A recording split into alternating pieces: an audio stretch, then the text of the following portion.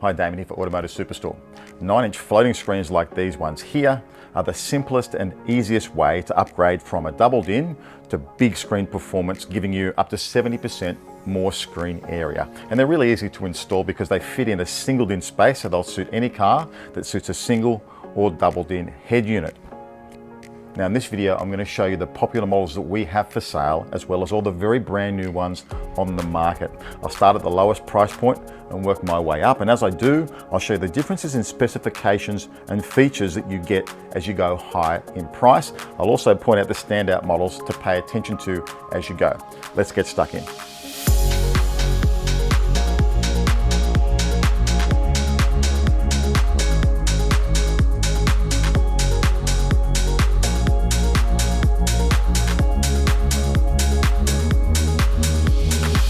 Now, before I get started, it's important to point out that 9-inch floating screens differ from this new category called the 9-inch trapezoid screen. When you're hunting for a screen, the important thing to work out first of all is put your vehicle's registration details and state into our vehicle finder system. Go to car-specific head unit kits and see if there are fascia kits available for your car. You might be lucky and have a choice of single or double DIN style fascias and trapezoid fascias, which means you can choose any one of those head units. But in many cases, it'll be one of the two. So if it's a trapezoid fascia only for your car, you have to choose a trapezoid style screen. If you've only got a double DIN or single DIN style fascia, then you need to look at floating screens. And that's important to get right before you get shopping. Next up, let's talk about the standard features that all of these units I'll talk about in this video will have, and that is CarPlay and Android Auto, wired and wireless, every single one of them. Next up, they'll all have front, rear and subwoofer RCA pre-outs of at least 2 volts RMS, and in some cases up to 4 volts RMS. They'll all have an internal amplifier that will power 4 main speakers with reasonable power output. As long as your car's not too loud, it'll work fine. They also all support 1080p videos, especially if they're in MP4 format. They'll support FLAC and WAV high-res music files up to at least 96 kilohertz and 24-bit. And they all support iData Maestro if you need that for your specific car. Of course, at any given time, we'll have one and or all of these on sale. And so that does kind of cloud which one you should really go for at any particular time. And I know there's one particular unit from Pioneer that's always seemed to be on a lower price point than its specifications should suggest. I'll talk about that a little bit later on. But bear in mind, I can only really talk about this from a retail price perspective for all of these models. You've got to factor in where the discount on any of these models at any time will change the order of preference for you.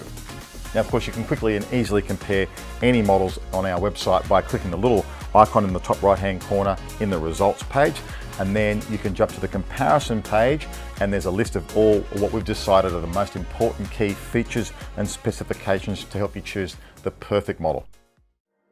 Now, the two most affordable on the market are JVC's KWM 8009F at $749 RRP. Then just above that is Kenwood's DMX 7409 XDS at $799 RRP. First thing to know is they're effectively the same unit because JVC and Kenwood are the same company. And so there's only 2 key features that the Kenwood has the JVC doesn't have. Most of their specifications, most of their signal processing, it's all identical. The graphic user interface, virtually identical between the 2 units. If we jump into our comparison screen and have a look, you'll see that, okay, so both a 9-inch screen, both are 1024 by 600 pixels. The illumination on the side for both of them is 6 colors, the same 6 colors obviously. They are single phone Bluetooth. They have front and rear camera inputs, which is really nice for entry-level price points.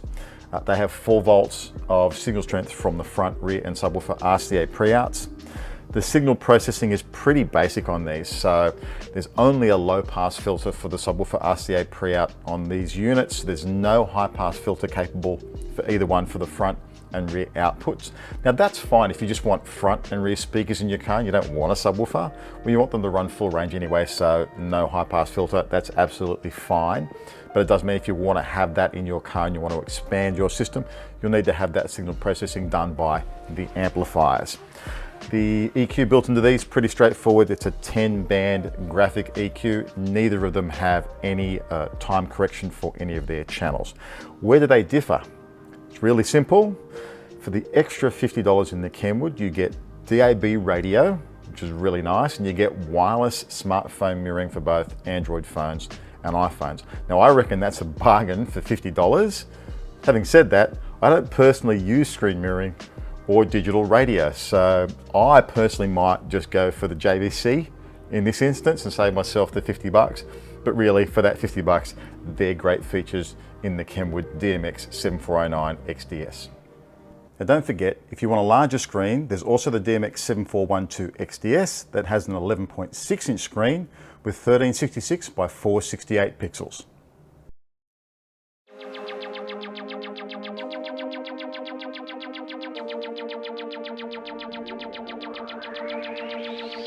So next up, we step up to these three here. So first of all, JVC's KWZ900W at $899. This one here, Kenwood's DMX 7509 XDS. This one's $999 RRP. And then the Pioneer DMH ZF 7650 BT, that one's $1,075. The primary difference between these three models and the prior two, these ones have dual phone Bluetooth, first of all. Second of all, they've got advanced DSP or digital signal processing. Now that comprises three main things. First of all, the crossover. These have crossovers that keep the speakers working in their optimum frequency range and can be set in either two-way, which is high pass for the front, high pass for the rear, low pass for the subwoofer, or in what's called three-way mode, which is you can have a separate tweeter controlled output, a separate mid-range controlled output, and then the sub output. They team this with something called time correction, which means each individual speaker in the system can be delayed to make sure they all arrive at their listening position at the same time. They also have slightly more advanced equalization compared to the prior lower, more affordable ones. And these are all 13-band graphic EQs compared to the 10-band graphic EQs of the other models. Now, Pioneer's DMH ZF 7650 BT, it's a bit older now, it's a couple of years old, and that means its screen resolution is only 1024 by 600, whereas the Kenwood and the JVC have 1280 by 720 pixels. Also, its USB is only 1.5 amps of charging, 2.1 for both the Kenwood and the JVC. Also, the RCA pre-outs on this one, it's 2 volts for the Pioneer and 3 volts for the Kenwood and the JVC. What's more, it's just got the one rear camera input. It's dual cameras for both of these two units here.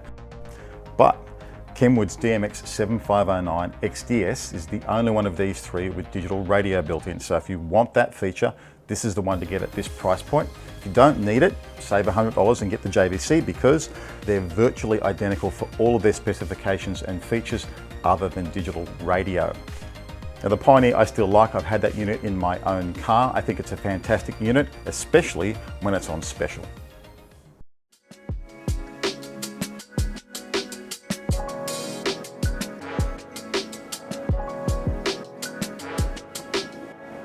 And so that just leaves these two here. So the Pioneer SBH Evo 98 DAB at 1350 RRP and Alpine's ILX F509 AI at 1599 RRP. Now, they're both top flight units. They both have DAB radio built in. They've both got front rear subwoofer RCA pre-outs with 4 volts RMS. They've both got front and rear camera inputs. They also both have top flight DSP digital signal processing.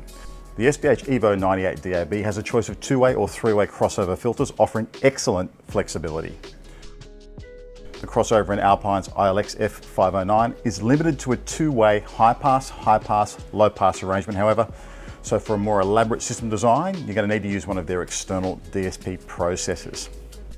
They've both got 6-channel time correction. The Pioneer has a 13-band graphic EQ. Meanwhile, the Alpine has 13 bands of parametric EQ for each individual front channel and each individual rear channel, and a further 4 parametric bands for the subwoofer output. Now, parametric EQ is better than a graphic EQ because you can adjust the center frequency, they're not fixed. You can also adjust the width or narrowness of the boost or the cut curve that you're tuning with, so it's a highly accurate way of tuning. Now the ILX also justifies its high price with 2 USB outputs to the Pioneer's one. One of those is 2.4 amps in charging, in fact. It also has an internal amplifier that's Class D, so it's more powerful than usual. That's also handy if you don't want to use external amplifiers. Its screen resolution is 1280 by 720, where the Pioneer one is 1024 by 600. Now the Pioneer counters that with dual phone Bluetooth. The Alpine is only single, and its smartphone mirroring is wireless. The Alpine is via USB. Now finally, the Alpine ILX F509 is the only 9-inch floating screen head unit that boasts high-res music certification. I have tested all of these units and they all do play back high-res FLAC and WAV files at the very least. So the certification is great to have, but it doesn't make or break whether you can play those files or not. Now, as impressive as these two units are, what it really does show you is how far the lower price models have come in recent times.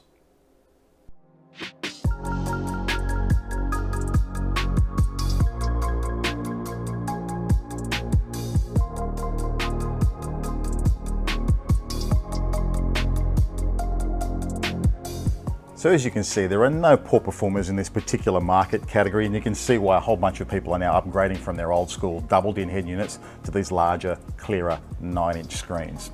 For me though, I think the pick of the bunch is this one. It's the Kenwood DMX7509 XDS. That's thanks to offering an outstanding balance of connectivity, media playback with the DAB radio, the high-end sound tuning capabilities, the high-definition screen, and all of that for under $1,000. It's the only unit that can do that right now, and that's why I like this one so much. Now, I've got in-depth videos on every single one of these units on our YouTube channel, so feel free to check those out. If you want to grab one of these units for yourself, there'll be links down below. Way down there, like and subscribe as always, and I'll see you next time.